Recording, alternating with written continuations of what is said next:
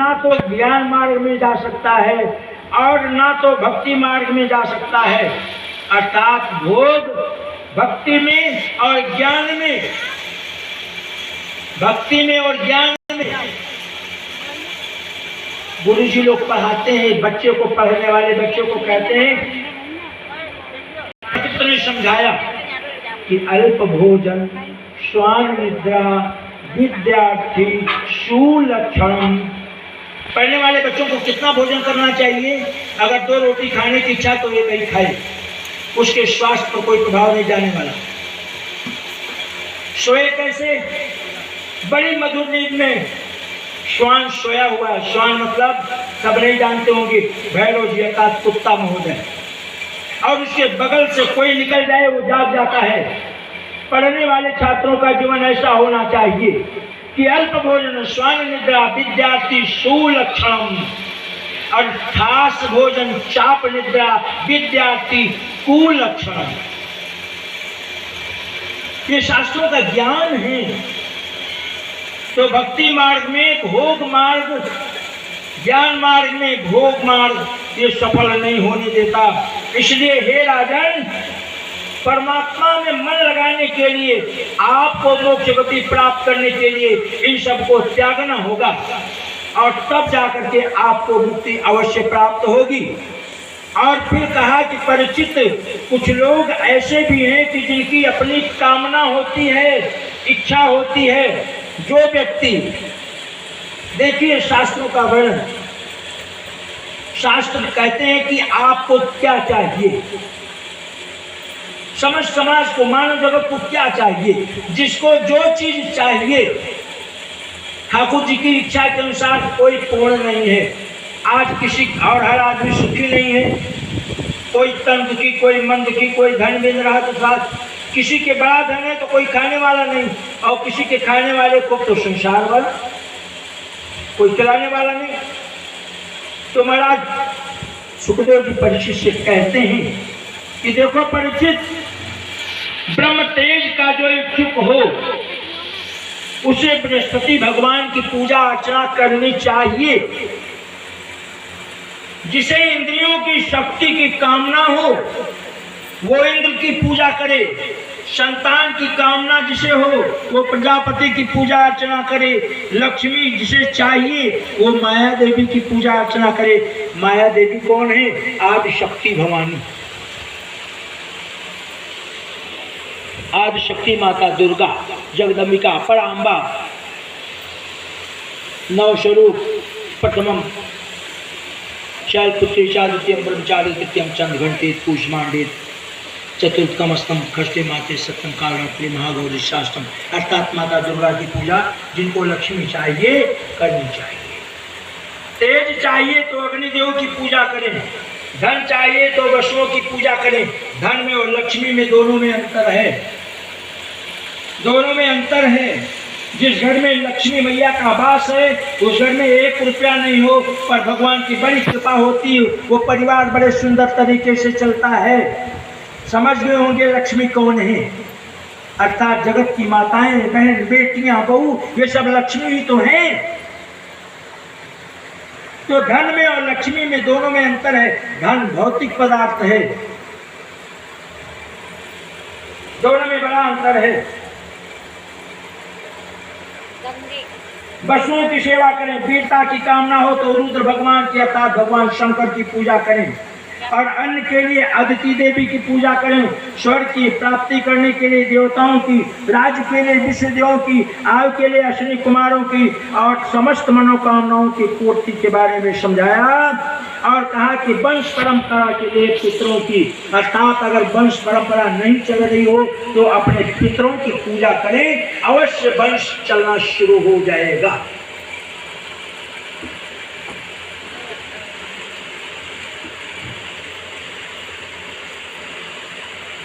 तब महाराज परीक्षित को ज्ञान प्राप्त हुआ और उन्होंने तत्काल कहा कि ना, मुझे ये सब कुछ नहीं चाहिए, ये तो भौतिक जगत की वस्तुएं हैं। मुझे जो चाहिए भगवान के चरणों का अनुराग चाहिए, भगवान के चरणों में प्रेम चाहिए। मेरा मन भगवान के यश में, गान में, भक्ति में, नाम रटने में लगे। मेरा मन अधीर हो जाए, दुखी हो जाए, भगवान का नाम संकीर्तन मुझसे छूट जाए। मुझे गुरु जी महाराज वो चाहिए। ये संसारिक मनोकामनाएं मेरी नहीं है, मुझे और कुछ नहीं चाहिए। सुखदेव जी ने भगवान कृष्ण का स्नान कराया, बार बार स्नान कराया और अपना प्रवचन सुनाना शुरू किया। नमः परात्मे पुरुषाय भूयसी। सुखदेव जी ने कहा कि हे प्रभु, हे श्री हरि, चरणों में कोटि कोटि प्रणाम। हमको आपको भी प्रतिदिन स्नान करने के बाद हे श्री हरि, हे कृष्ण, हे माधव, हे मधुसूदन, हे नारायण ऐसा कहना चाहिए। हे श्री हरि, हे केशव, हे माधव, हे नारायण ऐसा रोज कहना चाहिए। और बहुत देर नहीं कर सकते तो एक बार लगातार उच्चारण करके हर हर महादेव का स्मरण करके अपने दिन के कार्य में लग जाना चाहिए। भगवान की पूरी पूजा हो गई। सारे जगत में छाए हुए भगवान जिनके द्वारा ये सृष्टि चल रही है, हे परीक्षित, मैं भी और तुम भी उनके चरणों में प्रणाम करो। बोलिए श्री कृष्ण भगवान की। साथ में राधिका जी के चरणों में कोटि कोटि प्रणाम।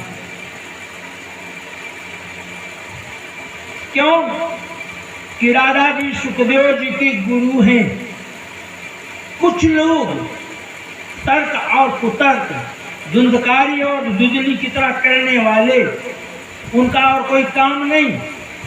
वो पूछ लेते हैं, अरे बहुत कथा सुनते हो भाई, तो राधिका का नाम कथा में पंडित जी बार बार क्यों नहीं लेते? सुखदेव जी ने क्यों नहीं लिया? थोड़ा और दो चार जगह इधर उधर बातें सुन के आए हैं तो राधा जी का नाम भागवत में क्यों नहीं? अन्यत्र जगह जगह जहां जहां बुद्धि पहुंची भगाते फिरते हैं। उन्हें समझ नहीं है कि अपने गुरु का नाम नहीं लेना चाहिए। सुखदेव जी राधिका जी का नाम इसीलिए नहीं लेते हैं कि राधिका जी पूर्व जन्म में इनकी गुरु थी, उन्होंने गुरु दीक्षा दिया। भगवान कृष्ण के दरबार में कृष्णाय नमः, कृष्णाय नमः, कृष्णाय नमः का जप करते थे सुखदेव जी। जब तोता के रूप में थे, सुख के रूप में थे, भगवान कृष्ण ने कहा आनंद नहीं आ रहा है, तुम तो राधिका के महल में जा, वहां तुझे दीक्षा मिलेगी, शिक्षा मिलेगी, तेरा तो उद्धार हो जाएगा। भागा राधिका के हथेली पे आया और उन्हीं शब्दों का उच्चारण करने लगा। राधिका ने संकेत किया, गोदी में उपस्थित हुआ। बड़ा प्यारा दिखने में वो जीव तब से लेकर के और आज तक।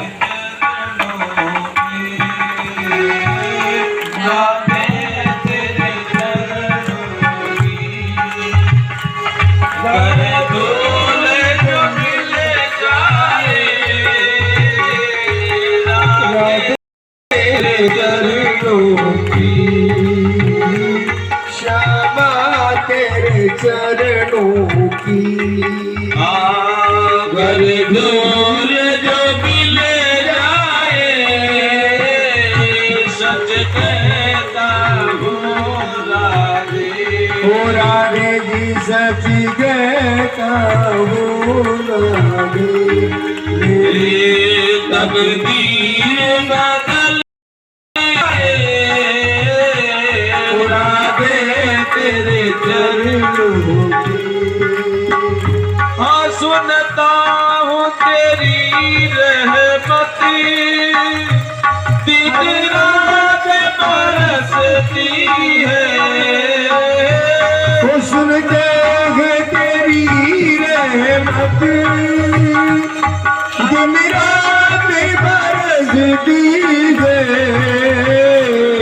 एक बूंद जो मिल जाए, एक बूंद जो मिल जाए, दिल की कली खिल जाए।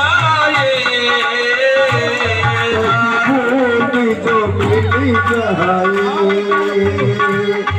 मन की कली खिल जाए।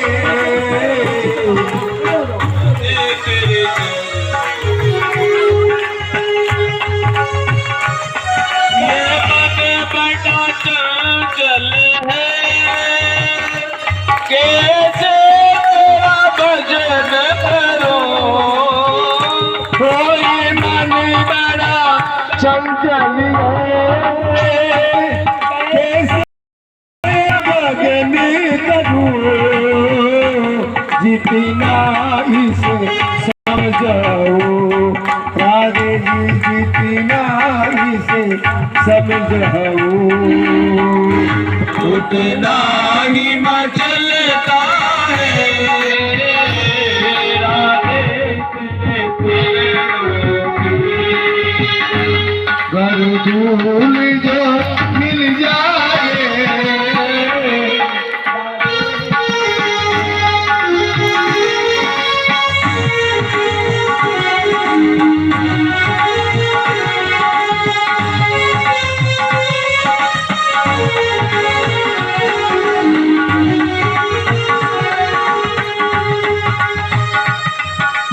नजरों से गिराना मुझे, चाहे जितनी सजा देना। हो नजरों से गिराना ना, चाहे जितनी सजा देना।